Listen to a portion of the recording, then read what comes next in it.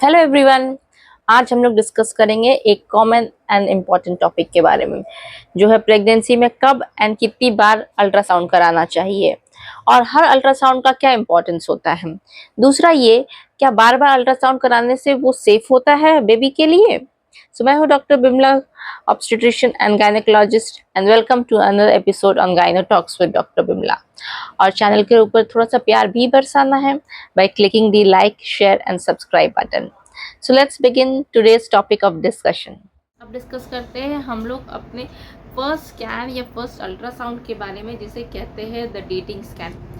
ये dating scan या dating ultrasound जो है, इसे हम लोग करवाते हैं 6 to 8 वीक्स ऑफ प्रेगनेंसी में। इसका सबसे इम्पोर्टेंस ये है कि ये डिटरमाइन करती है देखने में कि प्रेगनेंसी की लोकेशन कहाँ है। प्रेगनेंसी जो है यूट्रस में है या यूट्रस के बाहर है। यूट्रस के बाहर होता है तो प्रेगनेंसी को कहते हैं एक्टोपिक प्रेगनेंसी।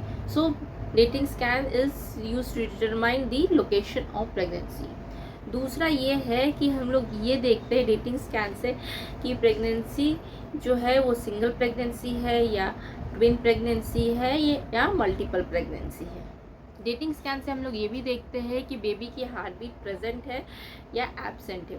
बेबी या द ग्रोइंग एम्ब्रियो की जो हार्ट बीट है वो आ जाती है अराउंड 5.5 वीक्स या 5.5 हफ्ते की प्रेगनेंसी में। जब आप डॉक्टर को विजिट करते हैं during initial days of pregnancy, that is before 8 weeks, तब जनरली आप देखें कि डॉक्टर आपको एक अल्ट्रासाउंड एडवाइस करते हैं, जिसे कहते हैं टीवीएस या ट्रांसवजाइनल सोनोग्राफी।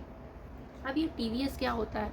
ये भी एक तरीके का अल्ट्रासाउंड है, मगर इस अल्ट्रासाउंड को हम लोग करते हैं जनरली वजाइनल रूट से।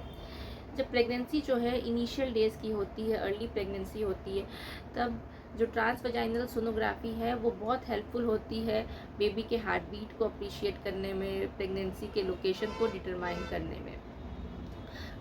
और ज़्यादा जानने के लिए टीवीएस क्या होता है और common question and answer about TVS, तो पूरा ही एक वीडियो अवेलेबल है मेरे चैनल पे, आप जाके देख सकते हैं, जिसका link I will be sharing. So dating scan is use to determine the heartbeat of the growing embryo. Dating scan से हम लोग ये भी देखते हैं कि आपकी ड्यू डेट या the expected date of delivery EDD कब है, यानी किस दिन आपको डिलीवरी होगी। दूसरा ये है कि डेटिंग स्कैन जो है आपकी लास्ट मेंस्ट्रुअल पीरियड LMP को भी कंफर्म करती है। उससे डेटिंग स्कैन से हम लोग ये देखते हैं कि आपकी LMP जो है बेबी के साइज़ या ग्रोथ को वो कॉरस्पॉन्ड कर रही है कि नहीं। अब डिस्कस करते हैं हम लोग, क्या अल्ट्रासाउंड बार बार कराने से वो सेफ होता है बेबी के लिए। तो अल्ट्रासाउंड में जो है वो किसी तरह की कोई भी हार्मफुल रेज नहीं निकलती है। अल्ट्रासाउंड जो है वो एब्सोल्युटली सेफ होता है फॉर द ग्रोइंग बेबी के लिए as well as for the mother. मगर एक्सरे हो गया या सिटी स्कैन हो गया, इसमें निकलता है हार्मफुल रेज। तो ये एक्सरे या सिटी स्कैन जो है ये सेफ नहीं होते हैं बेबी के लिए। According to the need of the growing baby के लिए अगर आप अल्ट्रासाउंड जो है रेपिटेटिव करवाने की जरूरत पड़ती है, इससे अगर आपको 5 बार या 8 बार भी कराने की जरूरत पड़ती है, तो अल्ट्रासाउंड जो है वो सेफेस्ट है during pregnancy for the growing baby. Discuss करते हैं हम लोग अपने नेक्स्ट स्कैन के बारे में या नेक्स्ट अल्ट्रासाउंड के बारे में, जो है NT-NB स्कैन। ये अल्ट्रासाउंड को हम लोग करवाते हैं 11 से 13 वीक्स ऑफ प्रेगनेंसी में। NT means nuclear translucency. ये जो है एक फ्लूइड कलेक्शन है in the nape of the neck of the foetus, means गर्दन के पीछे एक फ्लूइड का कलेक्शन होता है बेबी में। तो अगर इसका वैल्यू ज़्यादा है तो वो इंडिकेट करती है कि बच्चे में किसी तरह की बर्थ अबनॉर्मैलिटी या बर्थ डिफेक्ट होने की पॉसिबिलिटी हो सकती है, जैसे कि कार्डियक डिफेक्ट, दिल में कुछ गड़बड़ी हो सकती है, एडवर्ड सिंड्रोम, डाउन सिंड्रोम होने की पॉसिबिलिटी है। अगर ऐसा होता है, अगर जो वैल्यूज अगर ज़्यादा आती है, तब हम लोग इसे कंफर्म करते हैं बाय अदर टेस्ट, जो है NIPT या अम्नियोसेंटेसिस के थ्रू। दूसरा पार्ट है इस NT-NB स्कैन का NB मींस नेजल बोन। हम लोग बच्चे की इस नाक की हड्डी को देखते हैं, वो प्रेजेंट है या एब्सेंट है। दूसरा, अगर प्रेजेंट है तो कम डेवलप तो नहीं है, ये भी इस स्कैन के थ्रू हम लोग देखते हैं। सो NT-NB स्कैन जो है एक इम्पॉर्टेंट स्कैन है अल्ट्रासाउंड ड्यूरिंग द प्रेगनेंसी, जिसे मिस आउट नहीं करना है। Scan after the NT-NB scan है वो है द लेवल 2 स्कैन, या इसे कहते हैं हम लोग अनोमली स्कैन या टिफ्फा स्कैन या 3D या 4D अल्ट्रासाउंड। इस अल्ट्रासाउंड को हम लोग करवाते हैं ड्यूरिंग 18 से 22 वीक्स ऑफ प्रेगनेंसी में। जो इंडियन लॉ है वो अलाउ करती है termination of pregnancy till 20 weeks, that is till 5 महीने तक अलाउ करती है। तो इस बेटर है कि इस अल्ट्रासाउंड को हम लोग करवा ले 4.5 से 5 महीने के बीच में, दैट इज स्टिल 18 से 20 वीक्स ऑफ प्रेगनेंसी में। दूसरी बात यह है कि इस समय तक बेबी का हर ऑर्गन बहुत ही अच्छे से डेवलप हो जाता है, right from head to toe, that is skull area बहुत अच्छे डेवलप हो जाते हैं, limbs, chest, stomach, thighs, legs.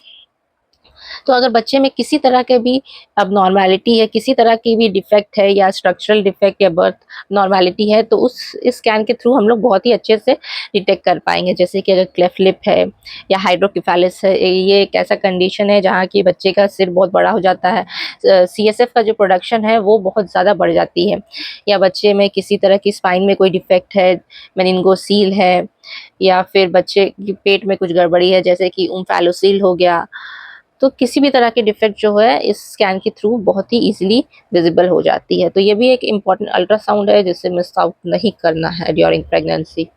इसके बाद जो नेक्स्ट एक इम्पॉर्टेंट स्कैन है वो है फीटल इको। ये फीटल इको जो स्कैन है वो बहुत सारे सेंटर्स पे नहीं करवाया जाता है, मगर कुछ अच्छे सेंटर्स है जहाँ ये स्कैन को किया जाता है। इसमें हम लोग बेसिकली देखते हैं हार्ट को, हार्ट में किसी तरह की भी कोई भी स्ट्रक्चरल डिफेक्ट प्रेजेंट है या नहीं है। सो ये भी एक इम्पॉर्टेंट स्कैन है जिसे मिस आउट नहीं करना है। लास्ट स्कैन जो प्रेगनेंसी में करवाते हैं वो है द ग्रोथ स्कैन। इस अल्ट्रासाउंड को हम लोग करवाते हैं आफ्टर 24 वीक्स ऑफ प्रेगनेंसी में, दैट इज आफ्टर 6 महीने की प्रेगनेंसी के बाद इस स्कैन को करवाते हैं। अगर आपकी प्रेगनेंसी जो है अच्छे से चल रही है, किसी तरह की कोई कॉम्प्लिकेशंस नहीं हो रही है, तो इस स्कैन को हम लोग जनरली करवाते हैं ड्यूरिंग 32 से 34 वीक्स ऑफ प्रेगनेंसी में, अलॉन्ग विथ कलर डॉपलर के साथ में।